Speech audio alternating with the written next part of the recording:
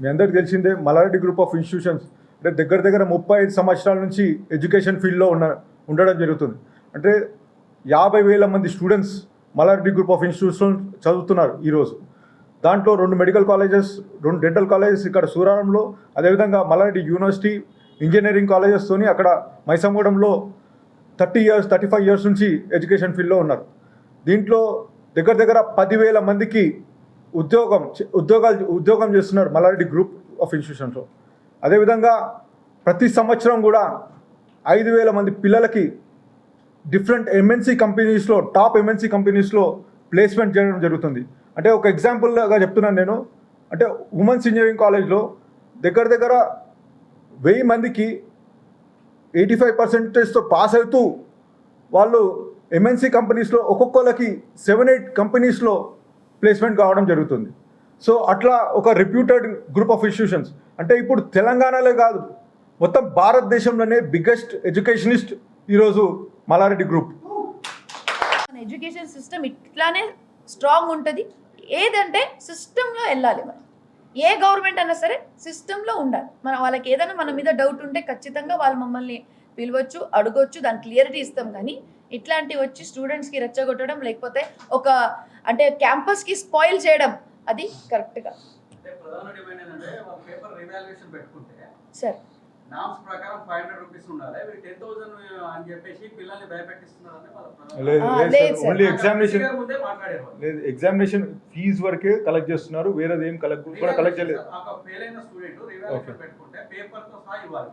Okay, నేను ఒక్కటి sir, నేను అనేది మీరు అనేది ఏదైనా మీరు చెప్పొచ్చు. నేనేది రిప్రజెంట్ చేసేది ఒకటి ఉంటుంది, ఒక పద్ధతి ఉంటుంది, ఒక సిస్టమ్ ఉంటుంది. మల్లారెడ్డి గారు ఫోటో అక్కడ కాలేజ్ కూడా దానం చేయడము, ఇట్లా మళ్ళీ పొలిటికల్ స్పీచ్లు ఇవ్వడము, అది కరెక్టేనా? అదొకటి నేను అడుగుతున్నాను. ఏదైనా మీరు రిప్రజెంట్ చేయండి, నేను ఇమీడియట్గా నేను రెస్పాండ్ అవుతాను. ఎంతోమంది రిపోర్టర్స్, నేను చెప్తున్నాను కదా సార్, ఎంతోమంది రిపోర్టర్స్ నాకు రెగ్యులర్గా ఫోన్ చేస్తారు, ఏ విషయానికి ఫోన్ చేస్తారు. ప్రతిసారి మేము రెస్పాండ్ అవుతాం, ప్రతి ఫోన్ కాల్ నేను అటెండ్ అవుతాను. సో అది అదే విధంగా చేయొచ్చు కదా. ఇది కరెక్టేనా సిస్టమ్? ఇది వచ్చి మాట్లాడడం చేయడం. చివరికి ఏం చెప్పదలుచుకున్నారు సార్? ఒకటే నేను రిక్వెస్ట్ చేస్తున్నాను, రాజకీయాలు చేయదలుచుకుంటే బయట చేయండి. ఇది యూనివర్సిటీలో కానీ కాలేజీలో చేసేది కాదు. ఏదన్నా ఉన్నా, ఇబ్బందులు ఉన్నా అంటే మేము ఏదో అంతా కరెక్ట్గా చేస్తున్నాం, ఏదో గొప్పగా చేస్తున్నాం, డౌట్ ఏం లేదు. కాకపోతే మాతోని కూడా కొన్ని తప్పులు జరుగుతాయి. సో అవన్నీ మనం ఉంటే రిప్రజెంట్ చేసినా కూడా అవన్నీ కరెక్షన్ చేస్తున్నాం. అది సరైన పద్ధతిలో రిప్రజెంటేషన్ ఇస్తే బాగుంటుంది. అదేవిధంగా ఏదైనా ఉన్నా మీకు గవర్నమెంట్తో కంప్లైంట్ చేసుకోవచ్చు. వాళ్ళు అధికారులు ఉన్నారు, పోలీస్ లా అండ్ ఫోర్స్ ఉన్నారు, అందరూ కూడా ఉన్నారు. కాబట్టి ఒక ప్రాపర్ వేగా రిప్రజెంట్ చేస్తే బాగుంటుందని కోరుతున్నాం. సార్ చెప్పినట్టుగా, భద్రారెడ్డి గారు చెప్పినట్టుగా, మన కాలేజ్ స్టార్ట్ అయింది టీడీపీ గవర్నమెంట్ నుంచి, తర్వాత కాంగ్రెస్ గవర్నమెంట్ నుంచి మాకు పర్మిషన్ వచ్చింది. ఇవి అంతా ఉన్నప్పుడు మనం ఏ పార్టీ స్టేట్ గవర్నమెంట్ ఉన్నా కూడా ఎవ్రీ పార్టీ వి రెస్పెక్ట్. మనకి ఏ పార్టీతో ఎడ్యుకేషన్కి, ఇంకా పాలిటిక్స్కి, ఇంకా స్టేట్ గవర్నమెంట్కి సంబంధం లేదు. అంటే స్టేట్ గవర్నమెంట్లో ఏ పార్టీ ఉన్నా సరే ఎడ్యుకేషన్ ఈజ్ ఎడ్యుకేషన్.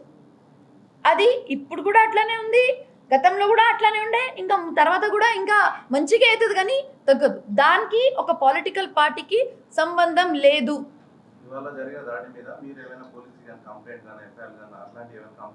అవును సార్, ఎందుకంటే మేము చేయడం జరిగింది. ఆ సీసీటీవీ ఫుటేజ్ కూడా అంతా కూడా పోలీస్ స్టేషన్, పోలీస్ స్టేషన్. ఎందుకంటే అన్నోన్ పీపుల్ వచ్చారు, మేము చేసింది అన్నోన్ పీపుల్ మీద, people who have come in a rowdyism way. వచ్చి ఎవరెవరు అంతా మొత్తం ఎక్విప్మెంట్స్ అంతా పలగొట్టిరో, లేకపోతే ఎవరు మ్యాన్ హ్యాండ్లింగ్ చేసిరో వాళ్ళ మీద మేము ఖచ్చితంగా కేసు పెట్టాము. Because it is not accepted. And basically మా సీఎం గారికి కూడా we respect him, whoever it is. We all respect everyone because we are educated people. మేము ఎంత ఉంటే మేము ఎడ్యుకేషన్ అంటే పొద్దున మాట్లాడిన విషయాలు, రాజకీయాలు అంటే ల్యాండ్ గ్రాబింగ్ దానికోసం అని ఏదో పార్టీలో ఇవన్నీ పర్మిషన్ తీసుకొచ్చడం కానీ ఇవన్నీ అవసరం లేదు కదా. పిల్లల ముందు అంతే కదా సార్, ఇప్పుడు క్లియర్ గా అర్థం అవుతుంది. అంటే నేను అనేది పార్టీ అని కాదు, కానీ కొన్ని మంది ప్రత్యేకంగా దృష్టి పెట్టి ఇది చేపిస్తున్నారని మా ఉద్దేశం. కొంతమంది అంటే ఇది ఏదో రాజకీయ కక్ష అని నేను అంటలేను, కొంతమంది ఉద్దేశపూర్వకంగా చేస్తున్నారు.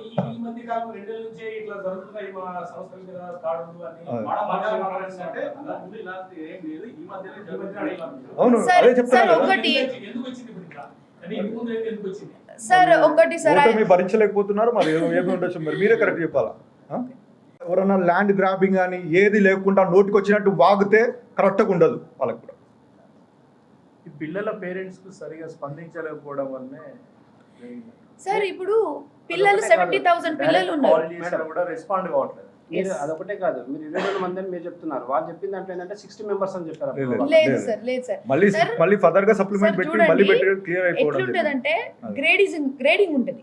లాస్ట్ గ్రేడ్ వచ్చేసరికి 25, అంటే వాళ్ళకి అస్సలు ఇంకో ఛాన్స్ అంటే ఇవ్వలేము మనం. సో అట్లాంటి వాళ్ళు ఉండేటి 25 పీపుల్.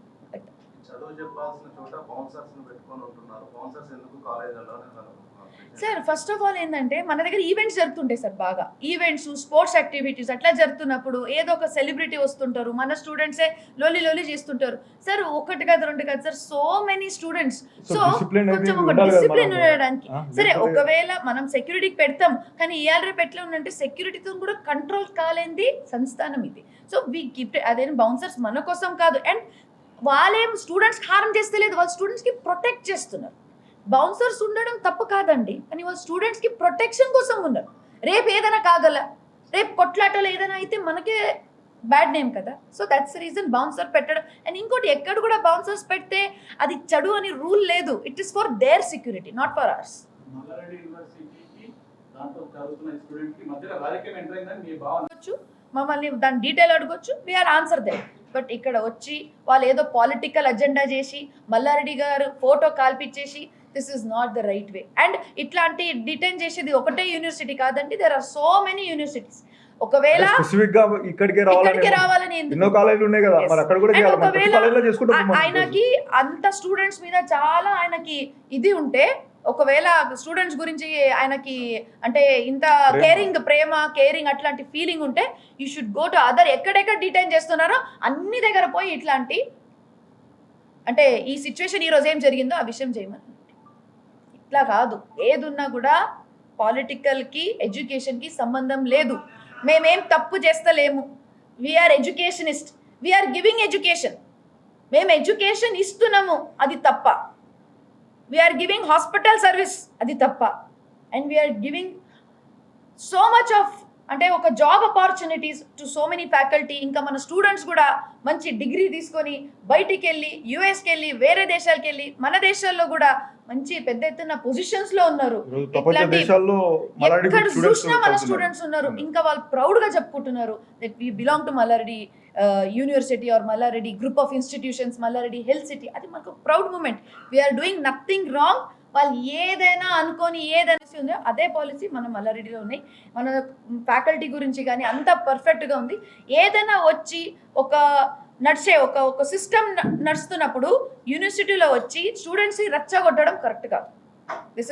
అది మాకు మంచిగా అనిపిస్తలేదు. అండ్ ఇంకోటి ఏంటంటే మనకి ఏదైనా ఇన్స్టిట్యూషన్స్లో ఒక పద్ధతి, ఒక సిస్టమ్ ఉంటుంది. If there is any doubt, ఒకవేళ ఈ 22 మెంబర్స్కి ఒక డౌట్ ఉంటే, లేకపోతే స్టూడెంట్స్కి ఏదైనా లేకపోతే వేరే స్టూడెంట్స్కి ఏదైనా కంప్లైంట్ ఉంటే they can write are they can ask the authorities, అంటే స్టేట్ గవర్నమెంట్లో ఉండే respected department of education or who ever it is. ఎందుకంటే వాళ్ళ దగ్గర ఒక రీప్రజెంటేషన్ వెళ్తే they can come and inspect. పేర్లు ఉన్నాయి, వాళ్ళ మొత్తం డీటెయిల్స్ ఉన్నాయి, వాళ్ళకి మొత్తం కావాల్సింది మీకు ఏమేమి కావాలో అది మొత్తం మీకు డీటెయిల్గా ఏనికి రెడీగా ఉంది. కానీ దానికి ఒక పద్ధతి ఉండాలి. రెండోది వాళ్ళు మాట్లాడేది ఏంటంటే free education. First of all it's a private university, it's a private group of institutions. ఎన్నో ప్రైవేట్ గ్రూప్ ఆఫ్ ఇన్స్టిట్యూషన్స్ ఉన్నాయి, అట్లా మేము కూడా ఒకటి. అండ్ వీఆర్ ఛార్జింగ్ రీజనబుల్, అది మీ అందరికీ కూడా తెలుసు, మీ పిల్లలు కూడా ఉన్నారు, మా అందరికీ తెలుసు. రీజనబుల్ ఉంది and it is very clear. And ఆ అకౌంట్స్లో కూడా పడుతుంది, అంత బ్లాక్ అండ్ వైట్ క్లియర్గా ఉంది అక్కడ మొత్తం. It's very clear. అట్లా ఉన్నప్పుడు వీరు ఫ్రీ ఎడ్యుకేషన్ అని ఎట్లా మాట్లాడుతున్నారు? ఫ్రీ ఎడ్యుకేషన్ అనేది ఏంటంటే రిప్రజెంట్ చేసే పద్ధతి ఉంటుంది, సిస్టమ్ ఉంటుంది. ప్రాబ్లం వచ్చినప్పుడు కాదు, ఇంకోటి అంటే మీరందరూ కూడా రిప్రజెంట్ చేసినప్పుడు మేము రెస్పాండ్ కాలేదా? ఇంకోటన్నా, ఒకవేళ వాళ్ళ ఎడ్యుకేషన్ గురించి మాట్లాడుతున్నప్పుడు వాళ్ళకేమైనా తెలివి ఉందా? వాళ్ళకేమైనా దీని ఎక్స్పీరియన్స్ ఉందా? లేదు. వాళ్ళకి నిజంగానే వాళ్ళు అంటున్నారు కదా, నేను ఈరోజు వీడియో విన్నాను, అన్న ఏమన్నారు, అందరికీ స్టూడెంట్స్కి ఫ్రీ ఎడ్యుకేషన్ ఇచ్చే బాధ్యత నాదంటే, సరే ఆయనకు ఒక కాలేజ్ కట్టమనండి, లేకపోతే కనీసం ఒక స్కూల్ కట్టమనండి. ఆయనకు అంత ఫ్రీ ఎడ్యుకేషన్ ఇచ్చే కోరిక ఉంటే ఆయనకి ఫ్రీ ఎడ్యుకేషన్ ఇచ్చుకోమనండి, వీల్ రెస్పెక్ట్ హిమ్. ఆ టైంలో ఆయనకి ఎవరు పీ అవ్వాల్సిన అవసరం లేదు. Let him start his own institutions, let him start his own school, and అక్కడ మొత్తం ఫ్రీ ఇవ్వమనండి ఆయన, అప్పుడు మనం చూస్తాం. సో అందరం కూర్చోబెట్టేసి సార్ చెప్పండి sir what is your problem అనుకున్నప్పుడు వాళ్ళు వచ్చి డీన్ గారితో మాట్లాడి లేకపోతే వీసీ గారితో ఒక ప్రైవేట్ రూమ్లో మాట్లాడి రిక్వెస్ట్ చేసి సార్ ఇట్లా ఉంది సార్ ఒకసారి చూడండి ఏదైనా, ఎందుకంటే వీసీ ఆయన పెద్ద వీసీ అంటే ఏదో ఒక నార్మల్ పర్సన్తో మాట్లాడినట్టుగా కాదు. And we are under state rules policy దానికి తగ్గట్టుగా ఉంటాం, కానీ we are not under any political leader. So వాళ్ళు ఏదైనా ఒకవేళ ఉంటే వచ్చి నెమ్మదిగా మాట్లాడి సార్ ఇట్లా సిచ్యువేషన్ ఉంది, 22 మందికి వాళ్ళ పేరెంట్స్ కానీ ఏదో వాళ్ళ స్టూడెంట్స్ అంటే రిప్రజెంటేషన్ చేసి ఉండొచ్చు. సో అడిగి దానికి ఏదైనా సమాధానం తీసుకెళ్తే అది ఒక మెచ్యూర్డ్ బిహేవియర్ ఉంటుండే. వాళ్ళు వచ్చి ఫస్ట్ వాళ్ళు ఎంతమందికి పంపించేసి వాళ్ళు కూడా మళ్ళీ తాగొచ్చారు, సీసీటీవీలో అంత క్లియర్గా ఉందండి. పోనీ వచ్చారు ఏదో ధర్నా చేస్తారని కాదు, వచ్చిన తర్వాత అంత పలగొట్టడం ఏంటిది, మన మ్యాన్ హ్యాండ్లింగ్ చేయడం ఏంటిది, ల్యాబ్ అసిస్టెంట్ మీద కొట్టడం ఏంటిది, మళ్ళా డీన్ వాళ్ళకి కూడా పుష్ చేయడం ఏంటిది. అంటే హౌ ఆర్ వి సేఫ్? అంటే ఎవరైనా రేపు ఫెయిల్ అయితే హౌ ఆర్ వి సేఫ్? రేపు ఇట్లాంటి మళ్ళా కాకూడదు అంటే ఇట్లాంటి మళ్ళా జరగదు అని వాట్ ఈస్ ద సెక్యూరిటీ? ఇట్లాంటి రోజు అవుతాయి, రోజు జరుగుతాయి అంటే రోజు ఏదో ఒకటి ప్రాబ్లమ్స్ ఒక ఇన్స్టిట్యూషన్స్లో ఖచ్చితంగా ఉంటాయి, ఏదో ఒకటి ఉంటుంది. 70,000 స్టూడెంట్స్ ఉన్నప్పుడు ఏదో ఒకటి ఉంటుంది ఖచ్చితంగా. అయితే రోజు వచ్చి ఇట్లాంటివి చేస్తే is it a right way, is it a legal వే? నేను లీగాలిటీ దాని గురించి మాట్లాడుతున్నాను.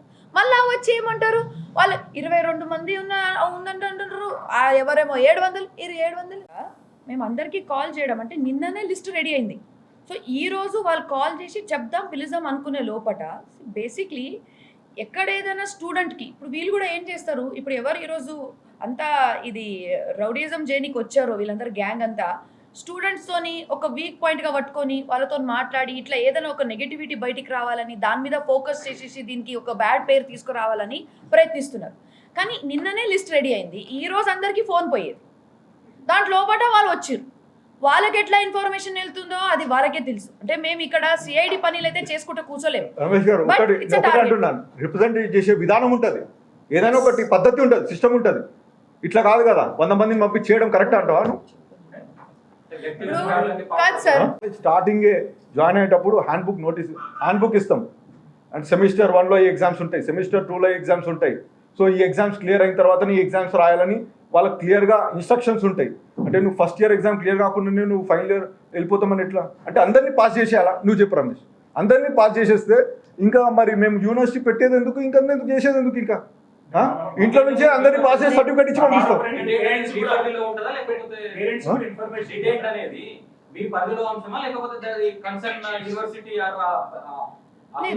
సుధీర్ గారు, నేను ఒకటి చెప్తున్నాను, ఇవన్నీ స్టేట్ గవర్నమెంట్ రూల్స్ ఉంటాయి, రూల్స్ అండ్ రెగ్యులేషన్స్ మాకు ఇస్తారు, ఈ విధంగా మీరు నడుచుకోవాలని మాకు ప్రకటిస్తారు. సో దాన్ని బట్టి మేము మా ఓన్ హ్యాండ్ బుక్ క్రియేట్ చేసేసుకొని మేము స్టూడెంట్కి ఇవ్వడం జరుగుతుంది. అంటే డే 1 ఇప్పుడు కాదు, కాలేజ్లో జాయిన్ అయ్యే ముందే వాళ్ళకు ఒక కిట్ ఇస్తాం, దాంట్లో ఈ టైంలో ఎగ్జామ్స్ అవుతాయి, ఇది క్లియర్ కావాలని చెప్తాం. 2000 మందిలో 22 మందికి ఇది ఇష్యూ అని. సో మీరు 22 మెంబర్స్, అది 2000 మందిలో. రమేష్ గారు వీళ్ళు వచ్చి చేసుకోవడం ఏంది? కలెక్టర్లు ఉన్నారు, ఎంఆర్ఓలు ఉన్నారు, ఆర్డీఓలు ఉన్నారు, వాళ్ళ పని వాళ్ళు చేసుకుంటారు. ఈయన మధ్యలో వచ్చి చేసేది ఏముంటుంది? ఇదంతా అర్థం కావట్లేదు. సో దయచేసి నేను అనేది రిక్వెస్ట్ చేస్తున్నా, నేను రేవంత్ రెడ్డి గారు కూడా నేను రిక్వెస్ట్ చేస్తున్నా. సో ఇంతమంది పిల్లల ఫ్యూచర్ భవిష్యత్తుని ఖరాబ్ చేయదని కోరుకుంటున్నాను. ఇదే ఫైనల్గా ఏదైనా ఉంటే మీరు నోటీస్ ఇవ్వండి, దానికి తగ్గట్టు మేము జవాబు ఇచ్చుకుంటాం, దానికి తగ్గట్టు రెస్పాన్సిబిలిటీ ఇస్తాం. వీళ్ళు 100 మంది వచ్చేసి కాలేజ్కి వచ్చి చేయడం ఏంది అన్యాయం. సో దయచేసి ఇవన్నీ కూడా ఫర్దర్గా రిపీట్ కావద్దని కోరుకుంటున్నాను. 5 సంవత్సరాల నుంచి ఉన్నాయి. టీడీపీ గవర్నమెంట్లో ఫస్ట్ ఇంజనీరింగ్ కాలేజ్ రావడం జరిగింది, కాంగ్రెస్ గవర్నమెంట్లో మాకు 2 మెడికల్ ఈ హెల్త్ సిటీ అనేది ఎస్టాబ్లిష్ అయింది అంతా కూడా 2014 బిఫోరే. కాంగ్రెస్ గవర్నమెంట్ అనేది ఇదంతా కూడా ల్యాండ్ కానీ మాది ఇక్కడ 47 acres ల్యాండ్ కానీ ఇదంతా కూడా కాంగ్రెస్ గవర్నమెంట్లోనే జరిగింది. కిరణ్ కుమార్ గారు గవర్నమెంట్లోనే మాకు రోషయ్య గారు కానీ ఇనాగ్రేషన్ జరిగింది. ఇప్పుడు కూడా మీరు చూస్తే బయట బోర్డు ఉంటుంది కిరణ్ కుమార్ రెడ్డి గారు. సో అప్పుడే మాకు 2014లో రావడం జరిగింది. ఇన్స్టిట్యూషన్స్ కూడా 8 ఇంజనీరింగ్ కాలేజెస్ అప్పుడే ఎస్టాబ్లిష్ అయిపోయి ఉన్నాయి. సో మాకు వచ్చింది ఏంటంటే 2020లో కరోనాలో ఆల్రెడీ బిగ్గెస్ట్ ఎడ్యుకేషనిస్ట్గా ఉన్నాడు కాబట్టి కేసీఆర్ గారు మాకు మల్లారెడ్డి యూనివర్సిటీ ఇవ్వడం జరిగింది. అంటే మా ఒక్కలకే కాదు 5 యూనివర్సిటీలతో పాటు మాకు కూడా ఇవ్వడం జరిగింది. దాన్ని కూడా సక్సెస్ఫుల్గా క్వాలిటీ ఎడ్యుకేషన్ ఇస్తూ ఈరోజు అన్ని ఎంఎన్సీ కంపెనీస్లో ప్లేస్మెంట్ అవుతూ అవన్నీ కూడా జరుగుతున్నాయి. సో మళ్ళీ ఇదే కాకుండా మీరు చూస్తూ ఉన్నారు ఒక 15 రోజుల కింద ఏదో పురుగులు వచ్చాయని అది కూడా బాగా ప్రెస్లో వైరల్ అయినది చూసాం. సో అంటే 10 సంవత్సరాల నుంచి లేనిది హాస్టల్స్ రన్ చేస్తున్నాము, ఇప్పుడు ఈ నెల రోజులనే ఎందుకు వచ్చింది అని మీరు కూడా ఆలోచించాలని నేను కోరుకుంటున్నాను. ఇంకోటి ఏంటంటే ఆ రోజు మేము వండింది ఏదో వంకాయ కర్రీ ఏదో వండారు, ఇదేదో చికెన్ కర్రీలో అదే పురుగు వచ్చిందని ఫోటోలు సర్క్యులేట్ చేయడమే అంతే, ఇంకా వేరేదేం లేదు. ఫోటోలు సర్క్యులేట్ చేయడం, పిల్లలని లేపడం, వాళ్ళని ఏదైనా కొట్లాట చేపించేటట్టు క్రియేట్ చేపించడం. అంటే ఇప్పుడు మీకు కూడా తెలుసు, ఒక పురుగు పడిందే అనుకుందాం, ఫర్ ఎగ్జాంపుల్, బాగా బాయిల్ చేసిన తర్వాత పురుగు డిఫార్మిటీ అయ్యి కాదా? నేను మీ అందరికీ ఒక క్వశ్చన్ అడుగుతున్నాను. ఒక పురుగు పడిందే అనుకుందాం, పడ్డాక బాయిల్ అయిన తర్వాత పురుగు ఆ షేప్లో ఉంటుందా, ఆ కన్సిస్టెంట్గా ఉంటుందా? అంతే. ఇదంతా కూడా ఒక ఉద్దేశపూర్వకంగా చేసిన విధానం ఇదంతా కూడా. అంటే వేసిన తర్వాత వచ్చిన ప్లేట్ తర్వాత తీసుకొచ్చిన తర్వాత అక్కడికి తీసుకొచ్చి పక్కకి తీయడం అంతా, ఇవంతా కూడా అట్లా ఒక డ్రామా నడుస్తుంది అంతా కూడా. ఇదంతా కూడా మీ అందరికి కూడా తెలుసు, ఎవరు క్రియేట్ చేస్తున్నారో ఎవరు చేస్తున్నారని మీ అందరికి కూడా తెలుసు. సో దయచేసి నేను ఒకటే రిక్వెస్ట్ చేస్తున్నాను, ఇది రాజకీయాలు అనేది కాలేజీలలో చేయొద్దు. దగ్గర 50,000 మంది పిల్లల ఫ్యూచర్ మల్లారెడ్డి గ్రూప్తోని టై అయి ఉన్నది. కాబట్టి నేను రిక్వెస్ట్ చేస్తున్నాను, ఈ గూండాయిజం రాజకీయాలు ఏదైనా చేయాలంటే బయట చేయండి. అదేవిధంగా ల్యాండ్ గ్రాబింగ్ అంటారు, అరే ల్యాండ్ గ్రాబ్ ప్రతి విషయంకి వస్తే ల్యాండ్ గ్రాబింగ్, ఏదైనా డాక్యుమెంట్ ప్రూఫ్ ఉంటే చెయ్యి. రెవెన్యూ అధికారులు ఉన్నారు, కలెక్టర్లు ఉన్నారు, బఫర్ జోన్ అంటారు, అరే ఏదైనా ఉంటే నువ్వు కంప్లైంట్ ఇచ్చుకో, చేసుకో, ప్రాబ్లం ఏం లేదు కదా దానికి. మేము పట్టిస్తాం, జైల్లో పెట్టిస్తాం. అరే ఇదేం రాజకీయాలు నాకు అర్థమవుతలేదు. అది కాలేజీలో వచ్చి మా కాలేజీలో వచ్చి మాట్లాడడం ఏంది ఈ విషయాలన్నీ? అవసరమా? పిల్లలం కూడా మాట్లాడడం ఏంది? వాళ్ళ మనసులో ఏముంటుంది రేపు? ఒక్కసారి వాళ్ళ ఫ్యూచర్ అరే ఆందోళనకరంగా ఉంటుంది కదా. మీ పిల్లలే చదువుతున్నారు అనుకోని, ఎందుకు మాకు తెలిసి మీ పిల్లలు కూడా ఎవరో ఉంటారు మా కాలేజ్ గ్రూప్లో. సో వాళ్ళ మనసులో ఏమవుతుంది అనేది మీరు కూడా ఆలోచించాలని కోరుతున్నాను. సో దయచేసి నేను ఒకటే రిక్వెస్ట్ చేస్తున్నాను, 2 నెలల్లో కూడా కొత్త గవర్నమెంట్ వచ్చినప్పుడు కూడా మేము అన్ని రికార్డ్స్ మాయి ఏదైతే ఉన్నాయో మెడికల్ రిలేటెడ్ కానీ ఇంజనీరింగ్ యూనివర్సిటీ రిలేటెడ్ కానీ అన్నీ కూడా మేము కొత్తగా, అంటే ఇప్పుడే పాత గవర్నమెంట్ కూడా సబ్మిట్ చేశాం, ఇప్పుడు కొత్త గవర్నమెంట్ కూడా సబ్మిట్ చేశాం. వాళ్ళు కూడా వెరిఫై చేసుకోవచ్చు, అందరూ కూడా రెవెన్యూ అధికారులు చేసుకోవచ్చు. ఈయన కొత్త. అదేవిధంగా ఇక్కడ సూరారంలో మల్లారెడ్డి హాస్పిటల్ గురించి మీకు స్పెషల్గా నేను చెప్పేది ఏం లేదు. దగ్గర 25,000 పైగా డెలివరీస్ మొత్తం కూడా కంప్లీట్గా మొత్తంగా ఫ్రీ చేయడం జరుగుతుంది. అంటే మేము అంటే కేసీఆర్ కిట్ లాగా ఇక్కడ మేము స్పెషల్గా ఏం పెట్టుకున్నామంటే సిఎంఆర్ కిట్ అని పెట్టుకున్నాం. అంటే ఒక మహిళ, అంటే ఒక అమ్మాయి పుడితే వాళ్ళకి 5,000 రూపాయలు ఇవ్వడం మా సొంత నిధులతోని. అదేవిధంగా ఒక అబ్బాయి పుడితే 2,500 రూపాయలు వాళ్ళకి ఒక కేసీఆర్ ఒక కిట్ తయారు చేసి కంప్లీట్గా వాళ్ళకి డెలివరీ కంప్లీట్గా ఫ్రీ డెలివరీ చేస్తూ మళ్ళీ కిట్ ఇస్తూ వాళ్ళకి ఇంటికి పంపిస్తున్నాం. సో మీరు అంటే నేను ఇప్పుడు చెప్పడమే కాదు, అంతా మీడియం కూడా చెప్తున్నాను, ఇప్పుడు కూడా పోయి మీరు హాస్పిటల్ కూడా వెరిఫై చేసుకొని మీరు ఎంక్వైరీ చేసుకొని రావచ్చు, దానికి ఎటువంటి క్వశ్చన్ లేదు. సో ఇవన్నీ చేస్తూ ఉన్నాం. మీరు గత నెల రోజుల నుంచి చూస్తూ ఉన్నారు ఇష్యూస్. అంటే ఈరోజు స్పెషల్గా చెప్పాలంటే ఒక ఆయన పెద్ద మనిషి అంటే మైనంపల్లి గారు ఒక 100 మందిని మా ఇన్స్టిట్యూషన్కి పంపించి అంటే ఒక అటాక్ లాగా చేపించి మా ఫర్నిచర్ లాగా ధ్వంసం చేపించేసి మా ఫాదర్ ఫోటోని అంటే మల్లారెడ్డి గారి ఫోటోని మా కాలేజ్ ఎదురుగా అంటే కాలబెట్టడం జరిగింది. అంటే ఏందన్నట్టు ఇది? అంటే దగ్గర 50,000 మంది పిల్లలు చదువుతున్న ప్రదేశంకి వచ్చి సడన్గా వచ్చేసి ఒక అగ్రికల్చర్ కాలేజ్లో దేనికోసం ఒక 22 మంది పిల్లలు డీటైన్ అయ్యారని, అది 2,000 మంది పిల్లలు చదువుతున్న కాలేజీలో 22 మంది పిల్లలు డీటైన్ అయ్యారని, అంటే వాళ్ళకు కూడా 5 సార్లు అవకాశం ఇచ్చిన తర్వాత ఫెయిల్ అయిన తర్వాత 5 సార్లు ఫెయిల్ అయిన తర్వాత మళ్ళీ 6th టైం కూడా అవకాశం ఇచ్చిన తర్వాత కూడా ఫెయిల్ అయిన తర్వాత వాళ్ళకి డీటైన్ నోటీస్ వాళ్ళకి ఇవ్వడం జరిగింది. సో అట్లాంటి పిల్లల కోసం ఆయన రావడం ఏంది, ఆ దౌర్జన్యం చేయడం ఏంది? అంటే ఇదంతా మళ్ళీ ఇవన్నీ పొలిటికల్గా మాట్లాడడం, అంటే ఏదో మేము ఇప్పుడు ఏదో బీఆర్ఎస్ గవర్నమెంట్లో చేసుకున్నాం అన్నట్టు ఇదంతా కూడా ఆయన సృష్టించి చెప్పడం, అంటే అది మాకే అర్థం కావట్లేదు. నేను ఒకటి చెప్తున్నాను, మీ అందరు కూడా చాలా క్లియర్గా చేద్దాం అనుకుంటున్నాను. నేను ఈరోజు మా institution hit TV presents like share comment. TV వాళ్ళకు కూడా నేను ఒక సర్ప్రైజ్ ఇద్దాం అనుకుంటున్నాను. మీరు మాత్రమే జెస్సీ ఎందుకు అయ్యారు? ఇలాంటి అమ్మాయిలకి పిలవడానికి బాగుంటుంది. చందు సాయికి like you and have a జనాలకి ఒక పేరు నచ్చిందంటే దీనికి ఒక ప్రాసెస్ ఉంటుంది. ఎందుకు ప్రాసెస్? డైరెక్ట్గా వెళ్ళిపోదాం. ఏదైనా ఒకటి మర్చిపోయినావా నువ్వు? మర్చిపోయినా మేడం. ఏం మర్చిపోయావు? నా గుండె. ఏదో ఆ టైంకి మన సుడి బాగుంటే ఎవరన్నా చూపిస్తే రాయగలం కానీ డోర్ టు డోర్ సేల్స్ చేసేవాళ్ళు. శారీ వస్తుంది కదా, శారీలో వెనకాల కట్టుకుని